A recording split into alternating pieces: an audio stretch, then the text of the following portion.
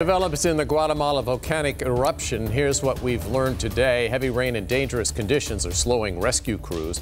They suspended rescue efforts until it is safe to get into the villages ravaged by the eruptions. The number of dead inches closer to 100. 200 more still are missing.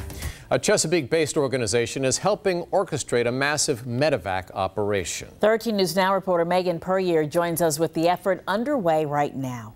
David, Janet, I spoke with a Shriner today who explained the process of helping children internationally when this kind of distraction happens.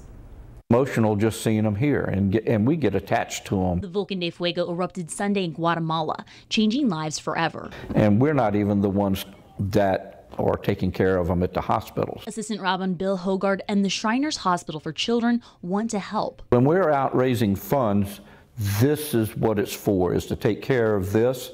The hospital expenses and the transportation expenses to get these kids cared for and then to transport them back and forth. The Shriners have 22 hospitals across the United States that focus on helping children. And when disaster strikes, they step up. 6 children are severely burned and couldn't get the help they needed in Guatemala. There's not the resources we need to treat these children. And Galveston is a hospital that specializes in children and burns. Their plane touched down in Texas this morning.